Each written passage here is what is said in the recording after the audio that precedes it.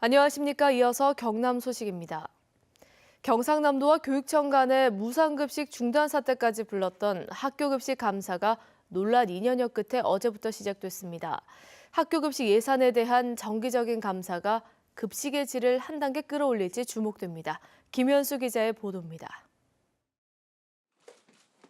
2년 전 경상남도가 무상급식비가 제대로 사용됐는지 감사하겠다고 하자 경남교육청은 거부했습니다. 그 학교가 무슨 큰 죄가 있어 범죄자 취급을 받으며 도교육청 경상남도 두 군데서 중복 감사를 받아야 합니까? 감사 거부는 곧바로 경상남도의 무상급식비 지원 중단 사태로 이어졌습니다. 하지만 사태가 일단락되면서 이후 2년여 만에 급식 감사가 시작됐습니다. 경상남도는 앞으로 한 달여 동안 경남의 110개 학교를 상대로 학교 급식 감사를 합니다. 올해 경남자치단체가 학교 급식비로 지원한 예산 440억 원이 어떻게 사용됐는지를 중점적으로 살핍니다. 특히 식재료를 구매하면서 특정 업체에 몰아주기를 하거나 수의 계약을 위해 계약 금액을 나누는 쪼개기 계약을 했는지도 점검합니다. 식품비에 한해서 지급된 학교 급식 보조금을 다른 용도로 사용함으로써 학교 급식의 질을 저하를 초래했는지. 도의회 본회의 도정 질의에서도 급식 공방이 진행됐습니다. 경남교육청의 학교 급식 관리가 느슨하다는 질타가 이어졌고 도교육감은 한계가 있다며 반박했습니다.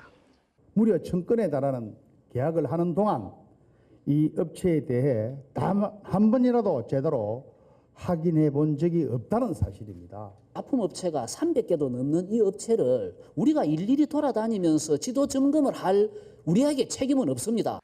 경상남도는 급식조례 개정에 따라 해마다 학교 급식에 대한 감사를 진행하겠다고 밝힌 만큼 급식 질 향상이라는 성과로 이어질 수 있을지 관심입니다.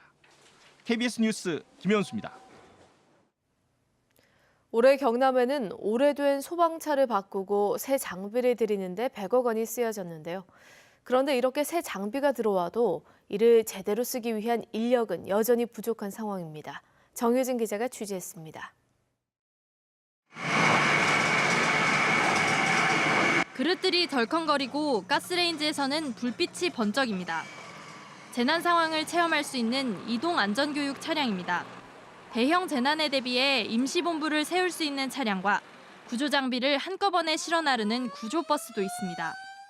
크기 자체는 작아졌습니다. 그래서 출동하는데 기동성이 훨씬 좋아졌고 대신 버스를 개조해서 사용하기 때문에 안에 실제로 활용하기에는 훨씬 좋아졌습니다. 올해 경남 지역 소방서에 새로 들어온 차량들입니다. 도입 예산만 100억 원이 들었습니다. 이렇게 새 장비들이 들어왔지만 이에 걸맞은 인원 충원은 이루어지지 않고 있습니다. 저희 같은 경우 차량 세대를 운영하기 위해서 지속까지 보면 이 수치가 안 맞잖아요. 차가 세대가. 현재 경남의 소방대원은 2,200명가량.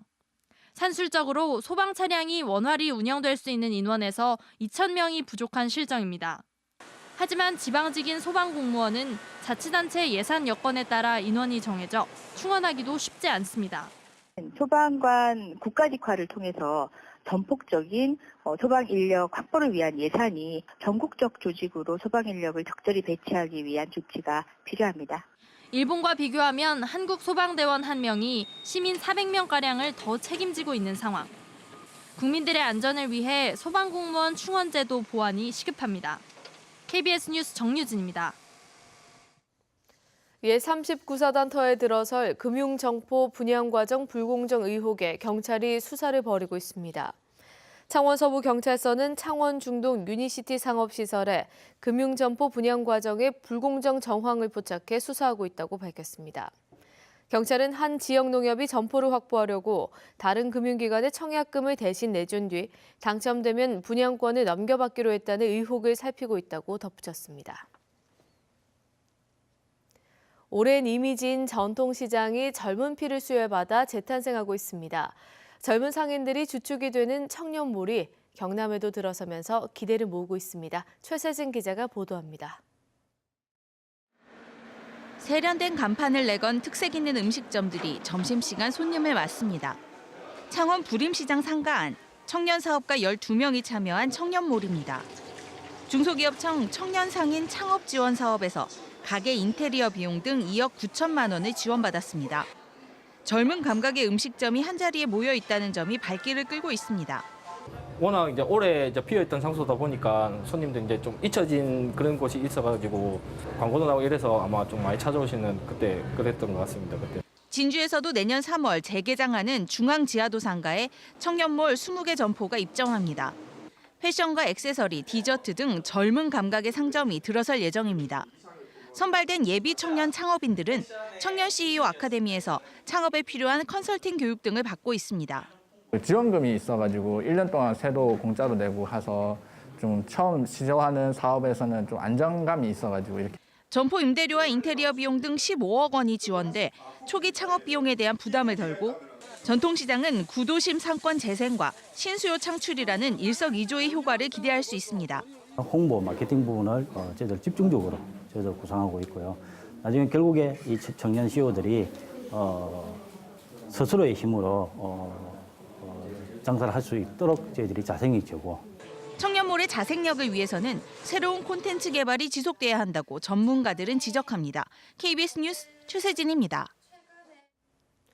특수기기를 이용해 컴퓨터 프로그램을 현실처럼 느끼게 하는 가상현실 기술은 전 세계가 주목하는 대표적인 미래 산업 중 하나인데요.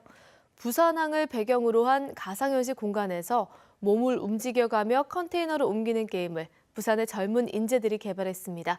공홍조 기자가 취재했습니다.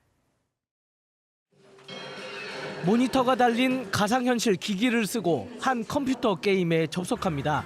푸른 바다를 배경으로 부두의 크레인과 멀리 해상 교장이 나타납니다. 익숙한 부산항 북항의 풍경입니다. 부산의 한 업체가 널리 알려진 보드게임을 부산항을 재현한 가상 공간으로 옮겨 누구나 쉽게 즐길 수 있도록 만든 게임입니다.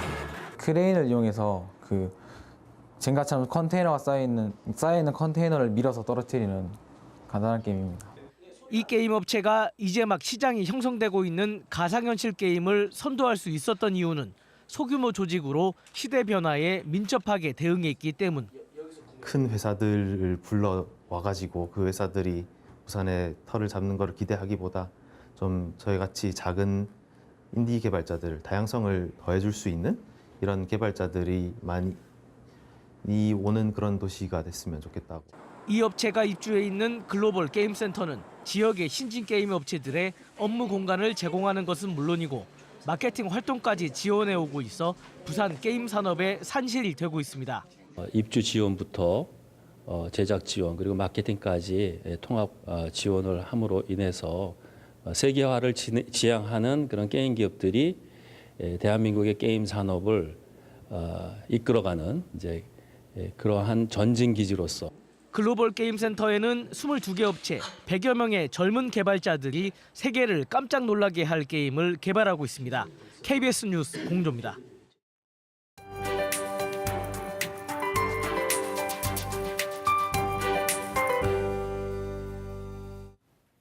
오늘까지는 큰 추위 없겠습니다. 어제와 비교하면 아침 기온 4, 5도가량 오른 가운데 영상권에서 시작을 하고 낮 기온 10도 선으로 평년보다 1, 2도가량 높겠습니다. 단 포근한 날씨도 잠깐입니다. 내일은 다시 찬바람이 밀려오면서 토요일까지 올겨울 들어 가장 추운 날씨가 이어지겠습니다. 여기에 비 예보도 없어 건조함도 갈수록 심해지겠습니다. 창원과 거제를 중심으로 건조주의보가 내려진 점 염두에 두셔야겠습니다. 오늘은 제주 남쪽 해상을 지나는 약한 기압골의 영향을 받겠습니다. 이 시각 위성 영상 보시면 현재 상공에는 구름량이 가득합니다. 오후로 갈수록 하늘빛은 점차 흐려지겠고 남해안 지역을 중심으로는 산발적으로 빗방울이 떨어지는 곳도 있겠습니다. 현재 기온 살펴보면 창원이 영상 6도, 거제와 통영 8도로 시작하고 한낮에는 고성 12도, 김해와 밀양 11도, 창원은 10도로 예년 수준을 웃돌겠습니다. 서부 지역도 어제보다는 공기가 한결 부드러워졌습니다. 진주가 0도, 남해 5도로 출발해 한낮에는 하동 12도, 진주와 합천 11도로 예상됩니다. 바다의 물결은 0.5에서 최고 3m로 동해 남부 먼바다를 중심으로 높게 일겠습니다. 기상정보였습니다. 삼성중공업 1차 협력사로 조선 전장품 설치와 배선 결선을 담당하는 거제 와룡산업이 전장 설치와 포설, 선박 결선에 투입될 인력 30명을 모집합니다. 대우조선해양 내 전장 부문 최대 협력사로 특수선과 LNG선에 특화된 거제 삼성 ENG가 포설을 담당할 20명을 찾습니다. 삼성중공업 내 해양설비 협력업체인 주식회사 성운이 공정기사 3명과 보온공 10명, 모기공 5명, 격투공 3명 등 21명을 모집하고 있습니다. 대우조선해양 내 사내 1차 협력업체로 취부와 용접을 주로 하는 주식회사 성산이 절단관리사와 용접사, 취부사를 찾습니다. 생산직 유경험자를 우대하지만 경력이 없는 사람도 가능합니다. 삼성중공업 내 사내 협력업체로 선박 임가공을 하는 거제 나라기업이 기계 설치와 공조 범용기계, 용접에 경력 있는 20명을 모집합니다. 관람객이 없어 예산 낭비 논란이 일었던 김해 가야 테마파크 뮤지컬 공연이 축소됩니다. 김해 가야 테마파크는 상설 뮤지컬 미라클 러브를 내년부터 8개월로 줄여 공연한다고 밝혔습니다. 또 이달 말 공연을 끝으로 휴식기를 가지고 내년 4월부터 관객을 맞습니다. 뮤지컬 미라클 러브는 해마다 10억 원의 운영비를 지원하고 있지만 관람객 부족으로 적자폭이 커지고 있습니다. 두산중공업이 이집트에서 6년 만에 발전 설비를 수주했습니다. 두산중공업은 이집트 국영발전사 2곳으로부터 화력발전소 2곳에 터빈과 발전기를 공급하는 수주 통보서를 받았다고 밝혔습니다. 계약 규모는 1,600억 원으로 2020년 4월까지 해당 현장 2곳에 650메가와트급 터빈과 발전기를 1기씩 공급하고 설치 시 운전까지 수행하게 될 예정입니다. 김해공항의 국제선 이용객이 국내선 이용객을 넘어선 것으로 나타났습니다. 한국공항공사에 따르면 김해공항이 올 들어 지난달까지 국제선 이용객은 708만 명으로 국내선 이용객 654만 명보다 54만 명 더 많은 것으로 나타났습니다. 특히 국제선 이용객은 인천공항 5,217만 명에 이어 전국에서 두 번째로 많았습니다. 경남지방병무청은 병무청 홈페이지에서 내년도 본인 선택 입영일자를 신청받습니다. 현역 입영 대상자로 판정받은 사람은 누구나 신청할 수 있으며 접수 기간은 오는 15일 오전 10시부터 오는 22일 오후 6시까지입니다. 경남병무청은 오는 23일 오후 4시 전산 추첨을 통해 입영일자와 부대를 결정해 휴대전화 문자 메시지와 병무청 홈페이지에 발표할 예정입니다. 새누리당 진주갑 박대초 의원이 탄핵 소추안 가결에 반발하는 글을 올렸다가 비난 여론이 일자 삭제했습니다. 친박으로 분류되는 박대초 의원은 지난 9일 대통령 탄핵 가결 뒤 슬프다 탄핵을 막지 못했다. 진주 정신, 농계 정신 외치며 호소했는데 라는 글을 자신의 SNS에 올렸다가 비판 여론이 거세지자 이를 삭제했습니다. 이에 대해 박대초 의원실은 별다른 입장을 내놓지 않고 있습니다. KBS 뉴스를 마칩니다. 고맙습니다.